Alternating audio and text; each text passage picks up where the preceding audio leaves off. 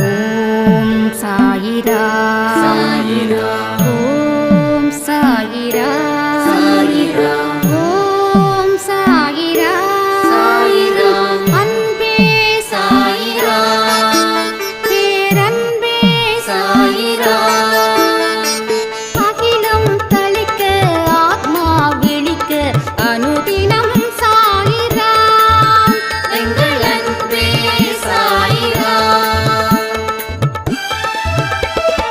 ஒன்றே இறைவன் ஒன்றே பூமிக்கென்றும் சாயிரா சரணம் சாயிரா நன்றே செய்து வாழ்வோம் நாம் ஒன்றே செய்து வாழ்வோம் அன்பே சாயிரா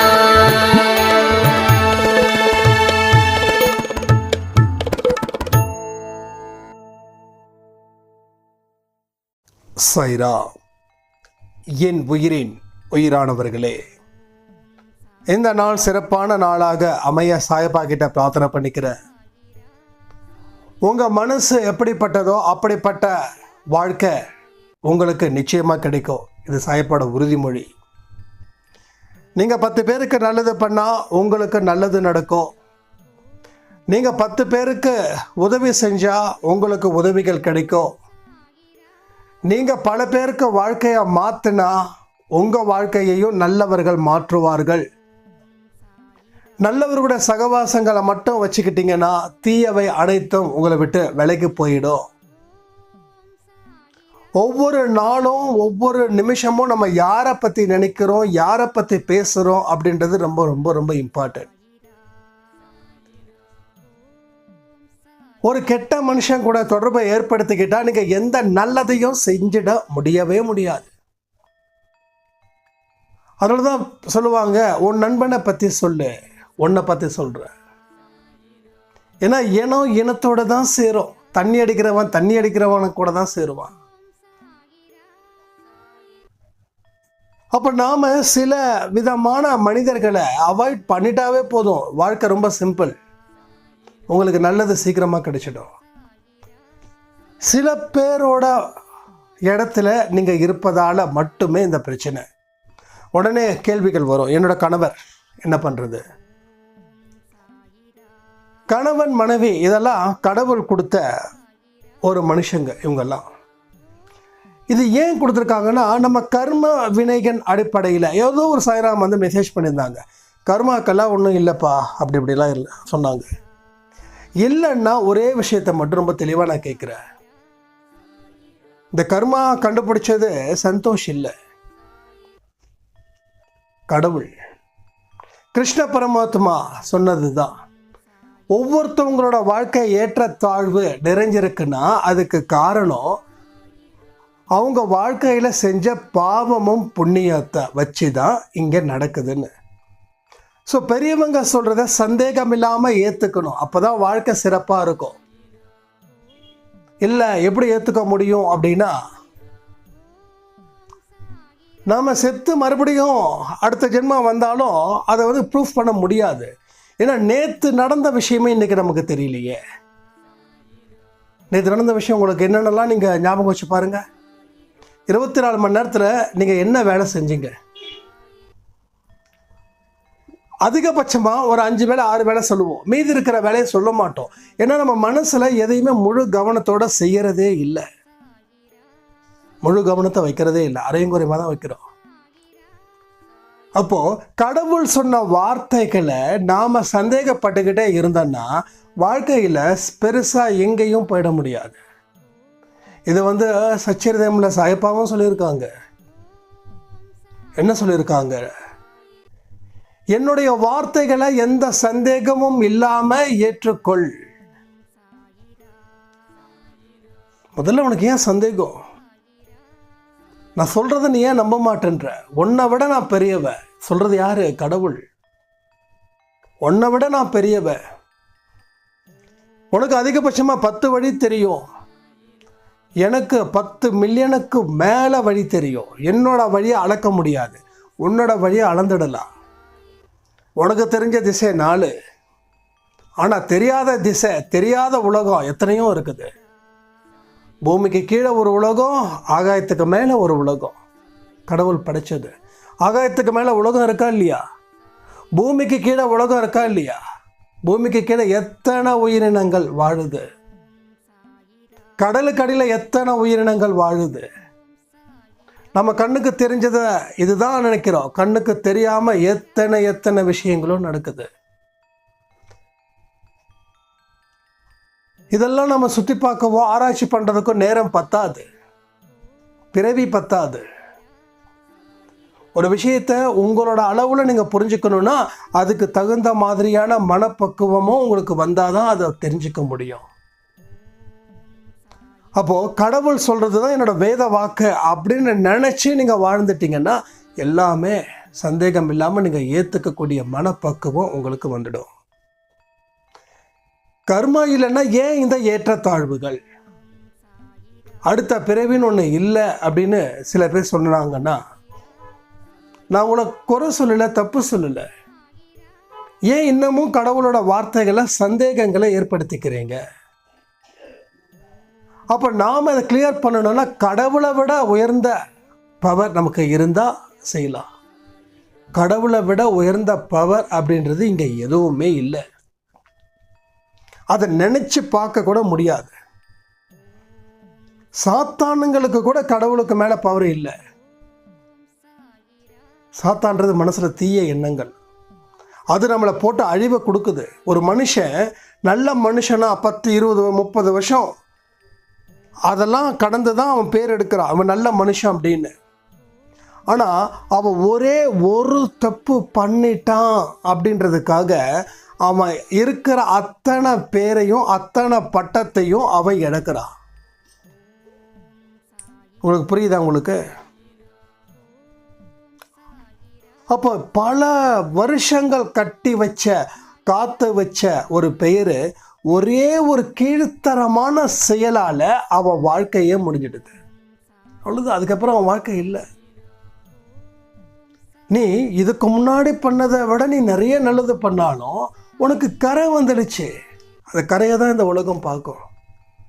அப்போது சாத்தானோட பவர் பாருங்க எவ்வளோ பெருசு. அது அப்படிப்பட்ட சாத்தான் கூட கடவுளுக்கு கீழே தான். அப்போ கடவுள் சொல்லக்கூடிய விஷயத்தை ஏன் சந்தேகம் நமக்கு நிறைய வருது? ஏன் இடம் கொடுக்குறோம் சந்தேகத்துக்கு? யார் கொடுக்க சொன்னா? நீங்களாம் நான் எனக்கு எல்லாமே தெரியும். நீங்கள் தெரிகிற விஷயம் தப்பு சொல்லலை. எதில் துறையில் நீங்கள் பெரிய ஆள் ஆகணுமோ அந்த துறையில் நீங்கள் பெரிய ஆள் ஆகுங்க. இது கடவுள் தான் இங்கே பெரியவர். கடவுள் சொல்கிறத கேட்கறது தான் நம்மளுடைய கடமை. கடவுள் என்ன சொல்கிறாருன்னா இந்த மாதிரியான விஷயத்த தான் சொல்கிறாரு. அதை விட்டுட்டு எனக்கு அதை பண்ணு இதை பண்ணு, எனக்கு உனக்கு பிரார்த்தனை நிறைவேறிடுச்சுன்னா எனக்கு என் உண்டியில் காசை ரொப்பிட்டு போ, என்னோட இடைக்கடை தங்கம் கொடு அப்படிலாம் கேட்கல. பாலாபிஷேகம் பண்ணுங்கன்னு சொல்லலை. நீங்கள் கோயிலில் போய்ட்டு பாலாபிஷேகம் பண்ணுறதுக்கு எத்தனையோ ஏழை குழந்தைங்களுக்கு பால் கொடுங்க, அந்த குழந்தைங்க குடிக்குங்க. இதுதான் கடவுள் எதிர்பார்க்கறது. கோயிலில் நான் தங்கத்தேர் எடுக்க போகிறேன், அதுக்கு நான் மாதம் 5000 ரூபா கட்ட சொன்னாங்க, தங்கத்தேர் எடுத்துகிற என் வாழ்க்கை நல்லா இருக்கும்னா அதை விட உங்கள் வாழ்க்கை சூப்பராக இருக்கும். எங்கன்னா அந்த 5000 ரூபாயை இல்லாதவங்களுக்கு நீங்கள் காசு கொடுக்கும்போது. ஏதாவது ஒரு ஏழை வீட்டுக்கு போங்க, அந்த வீட்டுக்கு தேவையான ஒரு மாதத்துக்கு உண்டான தோரம்பருப்பு, கடலை எண்ணெய், அரிசி மூட்டை இதெல்லாம் எடுத்து கொடுத்து பாருங்கள். ஒரு மாதத்துக்கு அந்த குடும்பம் சந்தோஷமாக சாப்பிடுவாங்க. தங்கத்தேர் என்ன ஒரு கோயிலை சுற்றி வர்றது, 5000 ரூபா கொடுத்துட்டீங்க, முடிஞ்சிருச்சு. யாருக்கு என்ன லாபம்? கடவுள் என்ன கேட்குறாருன்னா, நான் படைத்த குழந்தைங்களுக்கு நீ காப்பாற்று, அதுக்கு தான் உனக்கு நான் உயர்வாக படைச்சிருக்கேன். ஏழைகள் சிரிக்கணும். நம்ம பாட்டுக்கும் உட்காந்துக்கிட்டு நான் டொனேட் பண்ணுறேன் அப்படின்னு சொல்லிக்கிட்டு டொனேட் பண்ணிடக்கூடாது. எந்த டொனேஷனாக இருந்தாலும் அதை நீங்கள் உங்கள் கையால் அவங்களுக்கு போய் கொடுக்கணும். என்கிட்ட கேட்பாங்க, நான் கேஷ் கொடுக்குறேன், நீங்கள் ஏழைங்களுக்கு பண்ணுங்கன்னு. இல்லை நீங்களே ஏழைங்களுக்கு பண்ணுங்க. நீங்கள் உங்கள் கையால் பண்ணுங்க. அப்போ தெரியும் கடவுள் நம்மளை எந்த அளவுக்கு படைச்சிருக்காங்க, எத்தனை பேர் கஷ்டத்தில் இருக்காங்க, இவங்களுக்கு இன்னும் நம்ம நிறைய செய்யணுன்ற தாட் உங்களுக்கு எப்போ வரும் அப்படின்னா நீங்கள் அவங்களுக்கு நேரடியாக உதவிகள் செஞ்சால் மட்டுமே. நேரடி உதவிகள் மறக்காமல் இருக்கணும், அதை செய்யணும். ஆனால் அவ்வளோ சீக்கிரம் செய்ய விடாது உங்கள் கர்மா. உங்கள் முன்னாடி ஏழைங்களே இருக்க மாட்டாங்க, ஏன்னா செய்ய விடாது கர்மா. நீங்கள் செய்ய ஆரம்பிச்சிட்டிங்கன்னா நீங்கள் வாழ்க்கையில் வளம் சேர்ந்துடும். அதுக்காக அந்த கர்மா அவ்வளோ சீக்கிரம் செய்ய விடாது.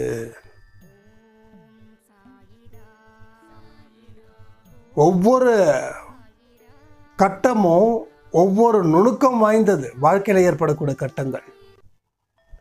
இதை சரியாக பயன்படுத்திக்கிறவன் வாழ்க்கையில் எந்த குறையும் இல்லாமல் புண்ணியம் மட்டும் செஞ்சு நல்லபடியாக வாழ்ந்துக்கிட்டு இருக்கான். ஒரு சாய்ராம் ஒரு 3-4 டேஸ்க்கு முன்னாடி எனக்கு ஒரு பெரிய ஷாக் கொடுத்தாங்க. ஒருத்தர் ஏதோ ஒரு சாமி மேலே அளவுக்கு அதிகமான பக்தி, பெரிய அளவில் பக்தி. அவர் கடைசியில் எப்படி இறந்தாருன்னா ரொம்ப பைத்தியம் பிடிச்சி, துணி கூட கட்டாத அளவுக்கு பைத்தியம் பிடிச்சி இறந்தாராம். அப்போ கடவுள்கிட்ட அதிகமாக நம்ம நெருக்கம் வச்சா நமக்கு இப்படி ஆகிடுமோன்னு சொல்லி எனக்கு பயமாக இருக்குது. அதனால் கடவுளை கூட பார்த்து பொறுமையாக டிஸ்டன்ஸை மெயின்டைன் பண்ணி கும்பிடுன்னு எங்கள் வீட்டில் சொல்கிறாங்க அப்படின்னாங்க. நான் தெரியாமல் தான் ஒரு விஷயத்தை கேட்குறேன். எத்தனையோ ஞானிகள் முனிவர்கள் கடைசியில் பைத்தியமாவா இறந்தாங்க. அப்போ ஏன் அவருக்கு பைத்தியம் பிடிச்சது? ஒருவேளை கடவுள் பேரை சொல்லி ஏமாத்திருக்கலாம். கடவுளை பேரை சொல்லி ஏமாத்துறவங்களுக்கு தான் மிகப்பெரிய மோசமான வழிகள் வரும். நீ நல்லவன்னு சொல்லி நீ ஏமாத்துற அப்படின்னு ஏதாவது ஒரு விஷயங்கள் இல்லாமல் இருக்காது. நீங்கள் அவர் சாமி கும்பிட்றதை பற்றி மட்டும் நீங்கள் பார்க்குறீங்க. ஆனால் அவரோட மனசில் இருக்கக்கூடிய ஒழுக்கம் எப்படிப்பட்டதுன்றத உங்களுக்கு தெரிஞ்சிருந்தா, புரிஞ்சிருந்தா இதை பற்றி நீங்கள் கேட்க மாட்டீங்க. ஸோ கடவுள்கிட்ட அதிகமாக போக போக என்ன வேணும்னா ஒழுக்கம் வேணும், அப்புறம் உழைப்பு வேணும். ஒழுக்கமும் உழைப்பும் இருந்தால் போதுமா? பலருக்கு உதவிகள் செய்யக்கூடிய மனிதர்களாக உருவாகணும். நம்ம ஒரு பக்கத்தை மட்டும் பார்க்குறோம், ரெண்டாவது பக்கத்தை பார்க்கல. அதனால் நாமளாக ஒரு முடிவுக்கு பண்ணுறோம். ஸோ கடவுளை நெருங்கும் போது ஒழுக்கம் அதிகரிக்கணும், உழைப்பு அதிகரிக்கணும். இந்த ரெண்டுமே மஸ்ட்டு. நான் ஒழுக்கத்தை நான்லாம் ஒழுக்கத்தை ஃபாலோ பண்ண அவசியம் இல்லை, உழைக்கணுன்றதை ஃபாலோ பண்ணல. நான் கடவுளோட சொந்தம், கடவுள் தான் நான் தான் கடவுள். இந்த மாதிரியான கோட்பாடுகளை சில மனிதர்கள் செய்யும்போது தான் அவங்களுடைய இறுதி காலங்கள் கடவுளை வச்சு பழப்பு நடத்துறதால மகா மோசமாக போகுது. புரிஞ்சுக்கோங்க. ஸோ நீங்கள் பண்ணது எல்லாமே பர்ஃபெக்ட். ஆனால் உங்களுக்குள்ளே என்ன விஷயங்கள் வருது, நீங்கள் பெரிய ஆளாக நினைக்கிறீங்க, கடவுளை தாண்டின சக்தி உங்ககிட்ட இருக்குதுன்னு. மனுஷனுக்கு தன்னை 4 பேர் மதிக்க ஆரம்பிச்சிட்டாங்கன்னா எங்கேருந்து தான் கொம்பு முளைக்குதுன்னே தெரியாதுங்க. பக்கா சீரியஸ். இதெல்லாம் நான் அனுபவித்து வந்ததால தான் எனக்கு கொம்பு முளைச்சா கூட அந்த கொம்பை நான் சீவி விட்டுக்கிறேன், முளைக்கவே கூடாதுன்னு சொல்லி. ஆனால் அது அப்பப்போ வரும், வராமலாம் இருக்காது. கடவுள் சம்மந்தப்பட்டதெல்லாம் வராது. ஏன்னா அந்த தப்பு நான் என்றைக்கும் எப்பயும் செய்ய மாட்டேன். அதில் நான் ரொம்ப புத்திசாலி, நான் பெருமைப்பட்டுக்கிறேன். ஸோ சம்டைம்ஸ் வியாபாரத்தில் இருக்கும்போது அப்பப்போ அந்த கொம்பு முளைக்கும், உடனே அந்த கொம்பை சீவி விட்டுக்கணும். சின்னதாக முளைக்க ஆரம்பிச்சிடுச்சுன்னா அது பெருசாக முளைஞ்சிடும். அந்த கொம்பை வச்சு என்ன பண்ணுவோம், நம்ம 4 பேரை முட்டி தள்ளுவோம், அது பிரச்சனையாகும். ஒருத்தருக்கு அது வலியை கொடுக்கும். வலியை கொடுக்கறதுக்காக கொம்பு, வலியை எது கொடுத்தாலும் அதை உடனே என்ன பண்ணணும், அதை டோட்டலாக போட்டு ஒரே விஷயமாக அழிச்சிடணும். அதை வளர விட்டோம் நமக்கு பிரச்சனை. அப்போது சாதாரண விஷயத்துக்கு கொம்பு முளைச்சா பிரச்சனைன்னா, கடவுள் சம்மந்தப்பட்ட மனிதர்களுக்கு, நான் தான் கடவுள்னு சொல்லி தெரியக்கூடிய புத்தி இல்லாத மனிதர்களுக்கு கொம்பு வந்துடுச்சுன்னா கடவுள் சும்மா சும்மா அமைதியாக இருக்க மாட்டார். உண்டு இல்லைன்னு பார்த்துடுவார். என்னோட பேரை சொல்லி நீ இத்தனை ஆட்டம் போட்டுட்ருக்கிறிய அப்படின்னு சொல்லி உங்களை ஒரு வழி ஆக்கிடுவார். ஸோ கடவுளோட குழந்தைங்க அப்படின்னா எந்த இடத்துலையும் அமைதியும் பொறுமையும் இருக்கணும். அதை விட்டுட்டு சவால் விடக்கூடாது. இப்படி உன்னோட நாள் எண்ணப்பட்டது, கவுண்ட் பண்ணது, எதிர்த்து விமர்சனம் பண்ண, இப்படிலாம் நிறைய மக்கள் இருக்காங்க. இந்த வகையில் ஏதோ ஒரு வகையாக கூட அவர் இருக்கலாம். நான் எதையும் டக்குன்னு குற்றத்தை சுமத்த மாட்டேன். ஆனால் கடவுள்கிட்ட போய் ஒருத்தர் பைத்தியக்காரன் ஆகிறத நான் நம்ப மாட்டேன். ஏன்னா கடவுளை பற்றி எனக்கு தெரியும். கடவுளை பற்றி எனக்கு நல்லாவே தெரியும். கடவுள் அள்ளி தான் கொடுப்பாரே தவிர பைத்தியக்காரனை ஆக்கி வேடிக்கை பார்க்க மாட்டாருன்றது என்னுடைய எண்ணம். கரெக்டு தானே? அப்போ நம்மளுடைய உயர்ந்தபட்ச ஒழுக்கம், உயர்ந்தபட்ச உழைப்பு ப்ளஸ் உயர்ந்தபட்ச உதவி, இது எல்லாமே நம்ம சரி விகிதத்தில் கொண்டு வரணும். நாம தான் பர்ஃபெக்ட்டு, என்கிட்ட பவர் இருக்குது, என் காலில் விழுந்து கும்பிடு, என் காலில் பாலாபிஷேகம் பண்ணு. பாலாபிஷேகம் பண்ணுறதுக்கு இவ்வளோ ரூபாய் சார்ஜு. நான் தெரியாமல் தான் கேட்குறேன். நான் பாலாபிஷேகம் பண்ணிட்டேன். இப்போ ஒன்றும் இல்லை, பெரிய விஷயம் இல்லை. ஒரு 5000 ரூபாய்க்கு ஒரு சாமியார் பாலாபிஷேகத்துக்கு காசு வாங்குறான்னு வச்சுக்கோங்க, வாங்கட்டும், தப்பு இல்லை. ஒரு பால் அதிகமாக ஒரு 10 லிட்டரை கூட அந்த காலுக்கு அபிஷேகம் பண்ணலாம். 10 லிட்டர் எவ்வளோ? 1 லிட்ரு எனக்கு தெரில, சரியா தெரியல. 1 லிட்டர் 100 ரூபான்னு கூட வச்சுக்கோங்களேன். 10 × 100 1000 ரூபாய் ஆச்சா? 10,000 11,000 அதிகபட்சம் 20,000. ஆனால் எனக்கு 20 கோடி கடன் இருக்குது. நான் 20,000 ரூபாய் இந்த மனுஷனோட காலில் பாலாபிஷேகம் பண்ணி அந்த தண்ணியை எடுத்து குடித்தா 20 கோடி எனக்கு தள்ளுபடி பண்ணுன்னா சொல்லுங்க, நான் இப்போவே பண்ணுறேன். எனக்கு பெரிய விஷயமே இல்லை. என்ன காலில் அந்த பாலாபிஷேகம் ஒன்றா ஏதாவது ப்ராப்ளம் ஆச்சுன்னா எம்பிபிஎஸ் டாக்டர்கிட்ட போனால் லூஸ் மோஷன் போகிறதுக்கு மாத்திரை கொடுத்துட்டா நான் நின்றுட போகுது, அவ்வளோதான். It's very simple. தூக்கி போட்டு போயிட்டே இருக்கலாம். நம்ம மனுஷனுக்கு அப்படி தான் ஆகுது. 4 பேர் இவனை தேடி வந்தா இவன் நினச்சிக்கிறான், நான் தான் கலியுக கடவுள், நான் தான் அவதாரம், நீ என்ன கும்பிடு, என் ஃபோட்டோவை அவன் வீட்டில் வச்சு மாட்டு, என் ஃபோட்டோவுக்கு மாலை போடு. ஏப்பா செத்தாதானப்பா ஃபோட்டோவுக்கு மாலை போட முடியும்? நீ தான் உயிரோடு இருக்கிறியே. இன்னும் உயிரோடு இருந்து எத்தனை பேரை சாகடிக்கணும்னு நினைக்கலையே? இப்படி தான் சிலதுங்க தெரியுதுங்க. என்ன பண்ணுறது? அந்த சிலர் கடவுள்னு சொல்கிற இடத்துல ஒரு பெரிய கூட்டமே போகுது, கூட்டமாக போகுது. ஐயோ, என்னமோ ஒரு பெரிய ஒரு வடநாட்டிலேருந்து ஒரு சாமியார் வந்திருக்காருப்பா, சொன்னதெல்லாம் பழிக்குதுப்பா, அப்படியே நடக்குதுப்பா. இப்படிலாம் நீ சொன்னால் உனக்கு ஒரு பர்சன்டேஜ். இப்போல்லாம் சாமியார்களை கார்ப்பரேட் சாமியார்களாக போயிட்டாங்க. ப்ரொமோஷன்ஸ். நம்ம ஒன்றும் இல்லை, யூடியூப்பில் இந்த வீடியோஸ் உங்களுக்கு பப்ளிஷ் பண்ணால் நீங்கள் ப்ரொமோட் பண்ணிங்கன்னா பர்டிகுலர் அமௌண்ட்டை நீங்கள் கொடுத்தீங்கன்னா உங்களுக்கு நாங்கள் ப்ரொமோட் பண்ணி கொடுப்போம். அப்படி ஒன்றும் அவசியமும் இல்லை, அவசரமும் இல்லை. போகிறவங்களுக்கு போய் சேர்க்க வேண்டிய பொறுப்பு சாயப்பாகுது. நான் எதுக்கு இதை போயிட்டு காசை கொடுத்து ப்ரொமோட் பண்ணணும்? இது 100% ஸ்பிரிச்சுவல் சேனல்ஸ். இது எனக்கு ஒரே நாளில் பெருசாக ரீச் ஆகணும், வியூஸ் 10,000 போகணும், 15,000 போகணும், சத்தியமாக நான் எதிர்பார்க்கவே இல்லை. சில வீடியோஸில் ரொம்ப ஆழமான கருத்துக்கள் இருக்கும்போது அது கம்மியாக போகுதுன்னு சொல்லி தான் நம்ம சண்டே அன்னைக்கு ரீபப்ளிஷ் பண்ணுறோம். சண்டே ரீபப்ளிஷ் பண்ணுறதுக்கு ரீசனே அதுதான். எந்தெந்த வீடியோஸ் நமக்கு தெரியும் கம்மியாக போயிருக்குது, இதில் ஆழமான கருத்துக்கள் இருக்குது, அதை ரீபப்ளிஷ் சண்டே அன்னைக்கு, சண்டே நைட்டு மோஸ்ட்லி ரீபப்ளிஷ் தான் வரும். அது நம்ம சொல்லி தான் பண்ணுறோம். என்ன பண்ணுறோம்?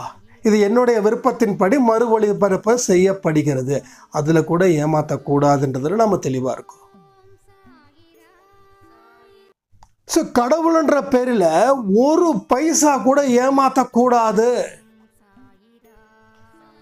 ஆனால் ஒரு பைசாவை தாண்டி மற்றதெல்லாம் இங்கே ஏமாத்துறதுக்கு பெரிய ஒரு குரூப்பே இருக்குது.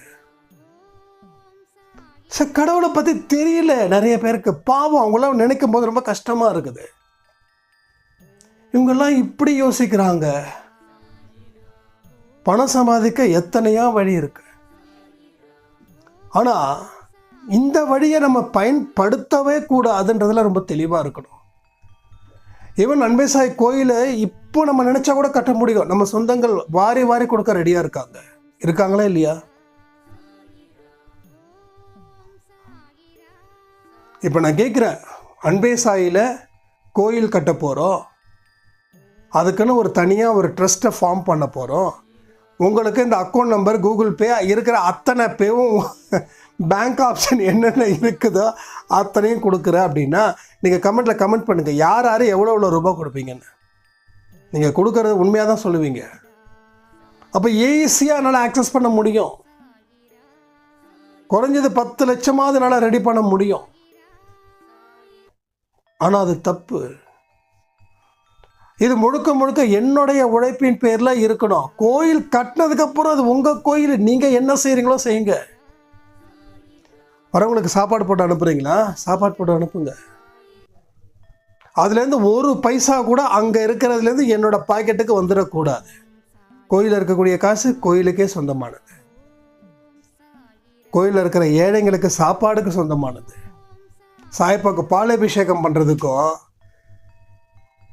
இல்லை பெரிய அளவில் சிறப்பு பூஜை பண்ணுறதுக்கோ பயன்படுத்த மாட்டோம். எப்பயும் சொல்கிறேன், நம்ம கோயில்னு ஒன்று கட்டணும் அப்படின்னா சிறப்பு பூஜை யாகம்லாம் ஒன்றும் கிடையாது. நம்ம தான் நம்ம பூஜை. எப்படி காசி, சிம்பிளாக சொல்லணும் அப்படின்னா காசியில் இருக்கக்கூடிய கோயில், அங்கே பாருங்கள், அந்த சுவாமிக்கு யார் வேணாலும் அர்ச்சனை பண்ணலாம், அபிஷேகம் பண்ணலாம். பெரிய அளவில் பிரம்மாண்டமாக இருக்கிற மாதிரி இல்லைன்னு எனக்கு வந்த நியூஸ். பட் நான் நேரடியாக போனது கிடையாது. அப்போ யோசிச்சு பாருங்க, கடவுள்ன்றது சிம்பிள், எல்லாருக்கும் பொதுவானவர், எல்லா மக்களுக்கும். இவன் உயர்ந்தவன் அவன் தாழ்ந்தவன் அப்படின்னு இல்லவே இல்லை. ஸ்பெஷல் கியூ உனக்கு 500 ரூபா, உனக்கு 100 ரூபா, அதுவும் இல்லை. No recommendation. எல்லாருமே சாய்பாவோட செல்ல குழந்தைங்க. ஒரு குழந்தைங்களை கூட காயப்படுத்தக்கூடாது. அப்படிப்பட்ட அட்மாஸ்பியரில் தான் நம்ம உருவாக்க போகிறோம். ஸோ கட்ட வேண்டிய முழு பொறுப்பும் என்னோட தான் இருக்கணும்னு நான் விருப்பம். அதில் பண்ணவே கூடாது. ஆனால் இதுலேயே நிறைய பேர் சொன்னீங்க, என்னன்னா நீங்கள் மட்டும் கட்டணும்னு நினைக்கிறீங்க, நம்ம கோயிலை நாங்களும் சேர்ந்து தானே கட்டுவோம். அது என்னமோ எனக்கு செட்டே ஆக மாட்டேங்குது. ஒரு 10 பேர் இப்படி நினைக்கலாம், இன்னும் 10 பேர் வேறு மாதிரி நினச்சிடக்கூடாதுன்றதுக்காகவும் அது வேண்டான்றதுக்காகவும் தான் இப்படிப்பட்ட ஒரு முன் யோசனையை சாய்ப்பா சொன்ன மாதிரி. அதே மாதிரி ட்ரஸ்ட்டு, அதுவும் நம்ம ஆரம்பிக்காததுக்கு காரணம் அதுக்கு தகுந்த மாதிரியான மேன் பவர்ஸ் வேணும். அது ஒரு பெரிய டீம் செட் பண்ணணும், அந்த டீமுக்கு சம்பளம் கொடுக்கணும். யாருக்காவது ஒரு பிரச்சனை அப்படின்னா அவங்கக்கிட்ட நேரடியாக போயிட்டு என்கொயரி பண்ணி கேஷ் கொடுக்கணும். சும்மா ஓகேம்மா அப்படியாம்மா அப்படி சொல்லிட்டு கூகுள் பேயில் டக்குன்னு அனுப்பிடக்கூடாது. இன்னொன்று என்னென்னா, இந்த இடத்துல ஃபினான்ஷியல் செட்டப்பே வரக்கூடாதுன்னு நான் நினைக்கிறேன். இது வேற அது வேற. உங்ககிட்ட காசை வாங்கி நான் அன்னதானம் பண்ணி நான் என் பேர் எடுக்கணும், அதுக்கு நீங்களே பண்ணிட்டு போயிடுங்களேன். நான் அன்னதானம் பண்ணுறேன், 100 பேருக்கு சாப்பாடு போடுறேன். எப்படி 100 பேருக்கு? உன்னோட உழைப்பில் போடுறியா? உனக்கு என்ன உழைக்கிற? எதை வச்சு உழைக்கிற? அப்போ நீ ஒருத்தங்க கிட்ட காசு 500 ரூபா வாங்கி நீ அன்னதானம் போட்டு நான் அன்னதானம் போறேன்னு சொல்றது எவ்வளோ பெரிய ஒரு அநாகரிகம். அப்போனா மக்களால் சேர்ந்து போடப்பட்ட உணவகம்னு சொல்லணும், அன்னதானம்னு சொல்லணும். அது சொல்ல மாட்டோம், ஏன்னா நம்ம பேர் எடுக்கிறதுல ரொம்ப கில்லாடியாக இருக்கும். இங்கே பாருங்க, சாப்பாடு போட்டுக்கிட்டே இருக்காங்க. ஸ்பான்சர் பண்ணுறவங்க நிறுத்திட்டாங்கன்னா சாப்பாடு போடவே முடியாது. முதல்ல நமக்கு வயிற்றுக்க சாப்பாடு வராது. ஸோ நம்ம உழைப்பு, நமக்குன்னு ஒரு ஸ்பிரிச்சுவல் இல்லாமல் நமக்குன்னு ஒரு டியூட்டி இருக்கும்ல, அந்த டியூட்டியில் அதை நீங்கள் அதிகரித்து அது மூலமாக வரக்கூடியதை நீங்கள் பண்ணலாம். இல்லைன்னா மக்களால் பண்ணதுன்னு சொல்லணும். இதில் நீங்கன்றது வரவே கூடாது. மக்கள், நான் யாரையும் பர்டிகுலராக சொல்லலை, யாரையும் இவங்க அவங்கன்னு குறை சொல்ல விரும்பலை.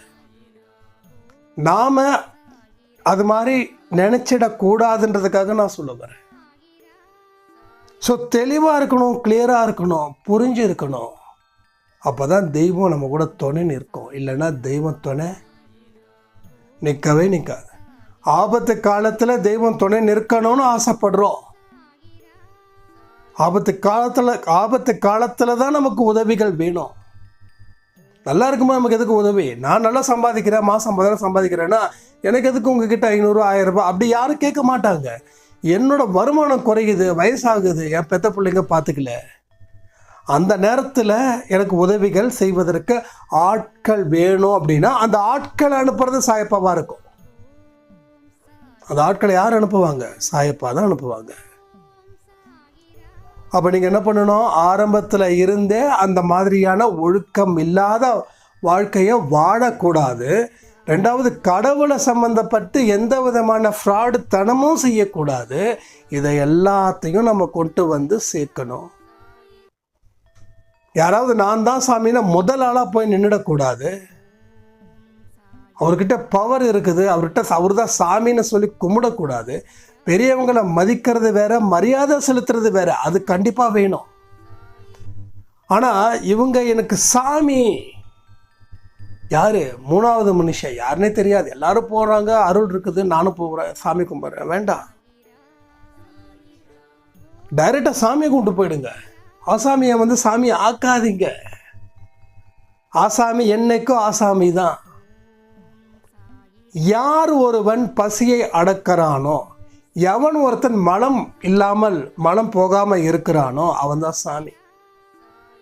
ஆனால் இன்றைக்கி இருக்கிற எல்லா சாமியாருக்கும் சுகர் இருக்குது, பிபி இருக்குது, விதவிதமான சாப்பாடு, ஏசி ரூமில் தூக்கம், என்ன வேணும்? எல்லா வசதிகள் இங்கே ஏகப்பட்டது இருக்குது. இது உங்களுக்கே தெரியும். நான் அவங்கள தான் சொல்லணுன்ற அவசியம் இல்லை. நீங்கள் உங்களுக்கு யாரோ கற்பனைக்கு வந்துட்டு போகலாம், அது உங்கள் விருப்பம். நீங்கள் வச்சுக்கோ, யாரை வேணாலும் கற்பனைக்கு வச்சுக்கோங்க. பட் வேண்டாம், எமோஷ்னலாக என் பிரச்சனை தீரணும்னு சொல்லி எங்கேயும் விட வேண்டாம். எமோஷ்னல் வர காலத்தை நீங்கள் யூஸ் பண்ணிக்காதீங்க. அதுக்கு இப்போவே மனசை பக்குவப்படுத்திக்கோங்க. உங்கள் வாழ்க்கையில் ஒரு உயர்ந்த சிறப்பான இடத்துக்கு நீங்கள் வரணும் அப்படின்னா வருவதற்கு ஒழுக்கமும் உழைப்பும் உதவிகளும் நீங்கள் செய்யக்கூடிய மனிதர்களாக இருந்தால் மட்டும்தான் இந்த விஷயங்கள் நடக்கும். நான் தான் அப்படின்னு சொல்லி முன்னிலைப்படுத்திக்காதீங்க, பின்னாடியே இருங்க. தாழ்த்தப்படுகிறவன் உயர்த்தப்படுவான், உயர்த்தப்படுகிறவன் தாழ்த்தப்படுவான்.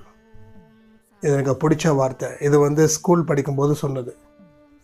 அதனால் நான் என்றைக்கும் என்னை உயர்த்திக்கிட்டதா இல்லவே இல்லை. அது இப்போ ரீசெண்டாக ஸ்கூல் படிக்கும்போது அப்படி தான் இருந்தேன். அதுக்கப்புறம் கொம்பு முளைச்சிது, நான் தான் அப்படின்னு அழிஞ்சேன்.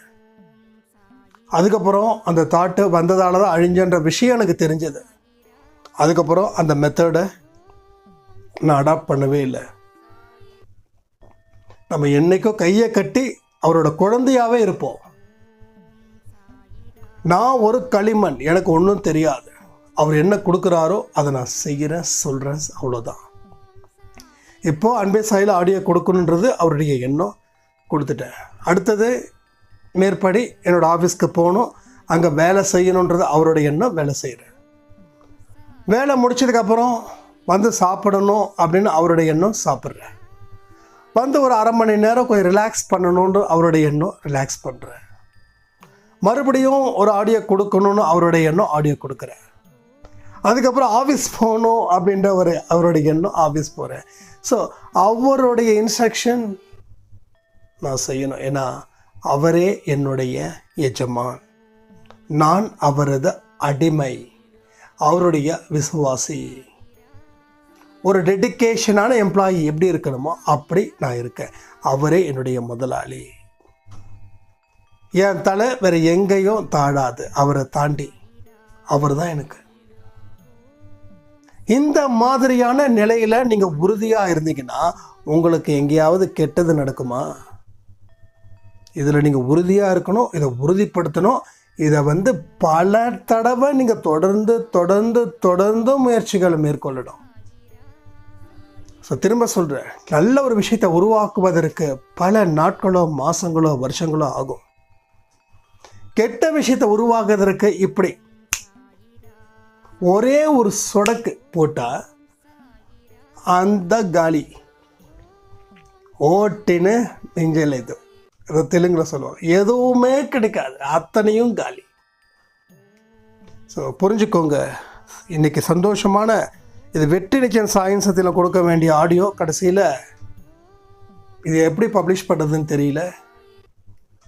சாயப்பா பேச வச்சுருக்காரு. இது யாருக்காவது ஒருத்தவங்களுக்கு நிச்சயமாக ஒரு குழப்பம் இருக்கும், அதுக்கு கிளியர் ஆகும்னு நம்பிக்கையோட இந்த ஆடியோவை முடிக்கிறேன். ஜெய் சாய்ராம்.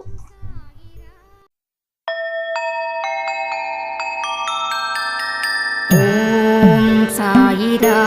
சாயிரா.